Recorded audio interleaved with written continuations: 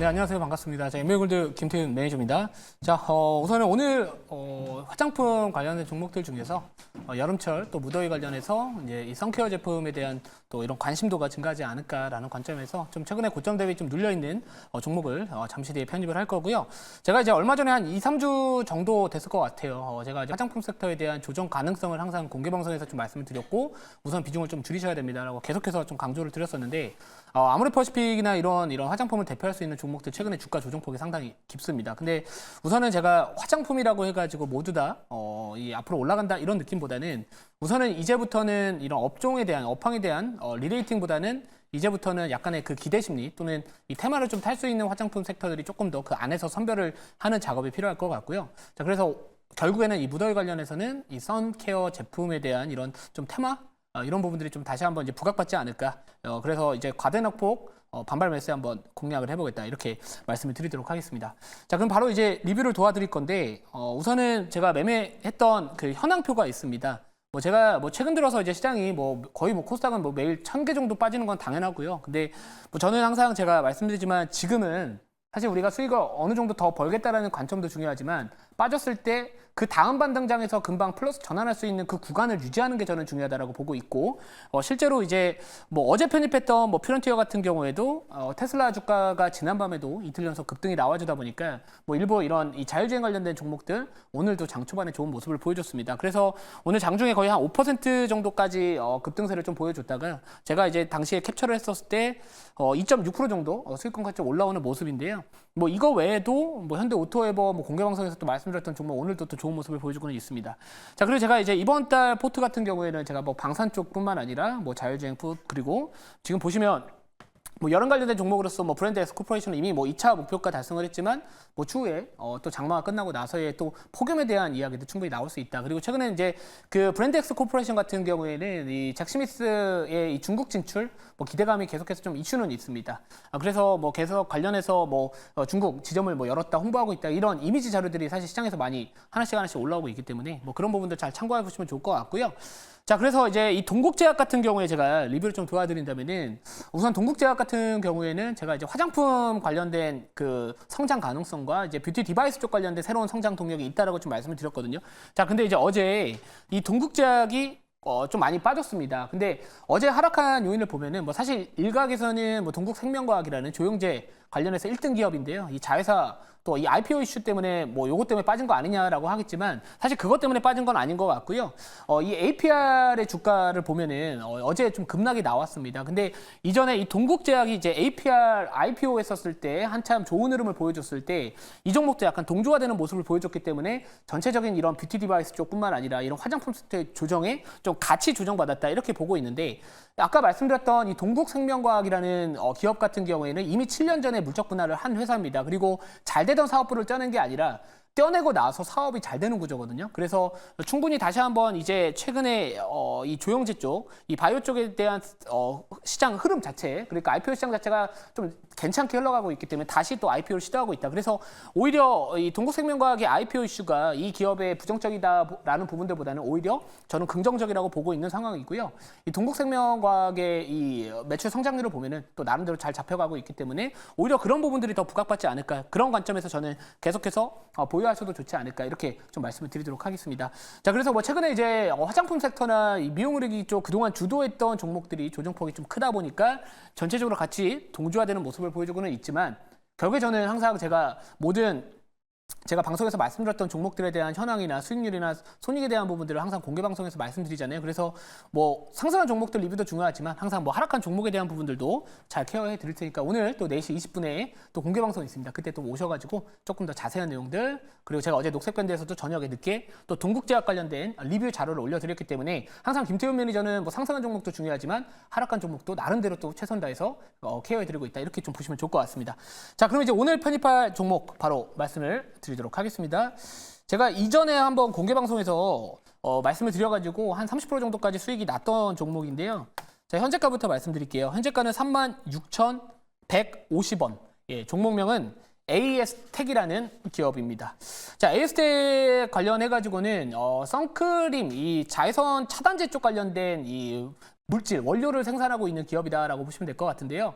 이 자외선의 종류에는 크게 두 가지가 있습니다. UVA와 UVB가 있는데 그 UVA 쪽에서 이제 아보벤존이라는 그 물질 자체가 최근에 이제 환경 오염뿐만 아니라 뭐 인체의 약간 유해성에 대한 부분들 때문에 이 고객사라고 할 수 있는 DSM이라는 기업에서 그 대체 수요를 지금 이 동사의 HB라는 그 물질로 좀 대체하고자라는 이야기들이 계속해서 나와주고 있습니다. 그래서 이 글로벌 탑티어의 고객사들을 보유하고 있기 때문에 같이 동방 성장을 할 수 있는 상황이고요.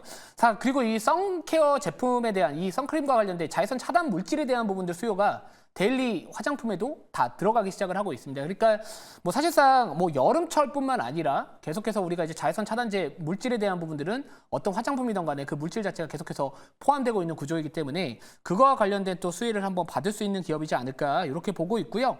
자, 그래서 아까 말씀드렸던 이제 UVA 쪽에서 이제 차단 원료, 이 아보벤존에 대한 이 대체 수요 증가로 인해서 동사가 좀 수혜를 받을 수 있지 않을까 이렇게 포인트를 잡아봤던 거고요.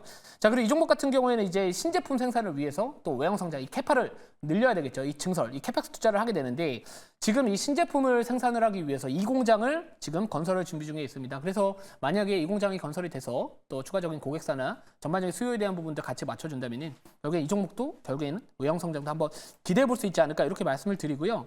자, 그리고 한번 차트 한번 보여주시면은 우선은 바닥에 있습니다. 그러니까 지금 시장 상황을 보면은 뭐 사실 우리가 뭐 이미 상승한 종목들 뭐 예를 들어서 더 가는 시장일 수도 있겠지만 저는 제가 봤었을 때는 3분기는 어제도 제가 그 자료를 보여드렸었는데 변동성이 좀 클 수 있는 시장입니다. 그래서 지금은 오히려 변동성, 내가 감내해야 되는 매수 진입을 하고 나서 좀 감내해야 되는 변동성 대비해서 어느 정도의 기대 수익을 얻을 수 있을지 또는 손절을 좀 어느 구간에서 짧게 잡을 수 있는지 그런 전략이 그래도 3분기에 좀 스트레스를 덜 받으면서 할 수 있지 않을까 이런 관점에서 우선 바닥주 요거를 좀 편입을 했던 거고요.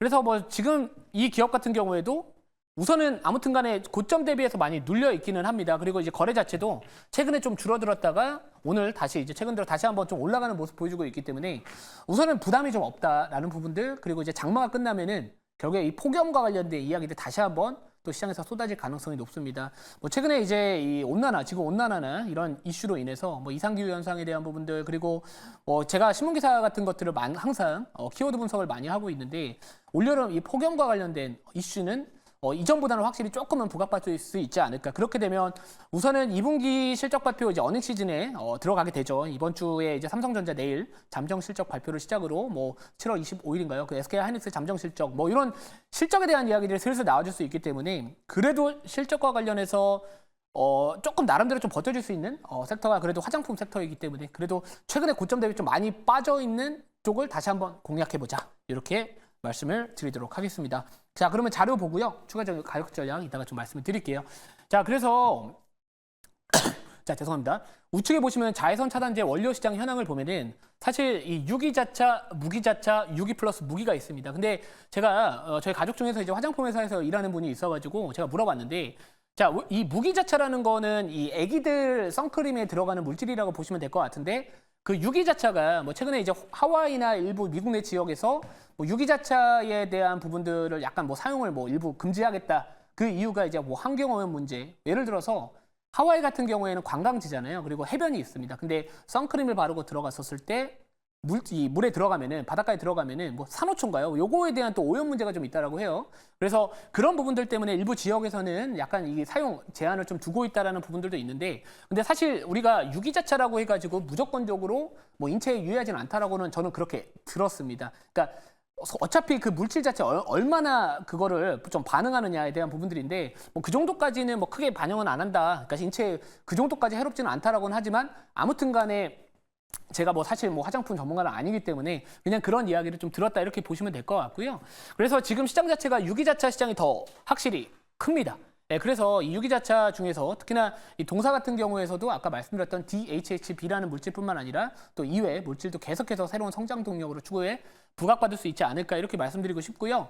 자, 그리고 여기 좌측 이쪽도 한번 보시면은 그 자외선 종류를 보면은 크게 UVB하고 UVA가 있습니다. 근데 UVB 같은 경우에는 7월 달에서 8월 집중적으로 좀 강하다라는 부분들 이걸 보시면 좋을 것 같은데 UVA 같은 경우에는 계절과 날씨 상관없이 일정하다라는 부분들이 있습니다. 자, 그 뜻은 결국에는 이 여름철뿐만 아니라 이 UVA 물질 같은 경우에는 아까 말씀드렸듯이만 결국에 많은 화장품 제품에 이 자외선 차단 물질에 대한 이제 많이 포함이 되고 있기 때문에 뭐 계속해서 좀 날짜, 이 계절 구분 없이도 수요가 좀 버텨줄 수 있지 않을까 이렇게 생각을 하고 있습니다. 그래서 아무튼간에 이제 여름철 관련하면은 또 선케어 또 관련된 또 자외선 차단과 관련된 이슈 또 부각받을 수 있고요. 또 화장품 섹터 뭐 최근에 조정은 나왔지만 전반적인 이 우리나라 화장품 기업들에 대한 리레이팅 기대감이 있기 때문에 다시 한번 좀 주목받지 않을까 이렇게 말씀드리도록 하겠습니다. 질문 받아보고 추가적인 가격 전략 말씀드릴게요. 네, 제가 질문 한번 해보도록 하겠습니다.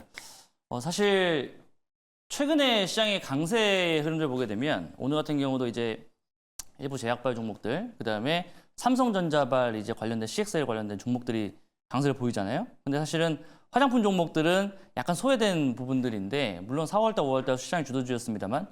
근데 일단 궁금한 거는 지금에서 이제 김태현 매니저님께서 화장품 종목을 편입하는 부분들은 곧 다가올 이제 어떠한 수출 모멘텀과 실적 모멘텀에 대한 부분들 포커싱을 맞춰놓고 진행을 하는 것인지, 그러니까 화장품 이제는 어느 정도는 이 정도 라인 때문에 좀 저점이다라는 관점에서 이걸 좀 공략을 하시는 건지 좀 궁금합니다.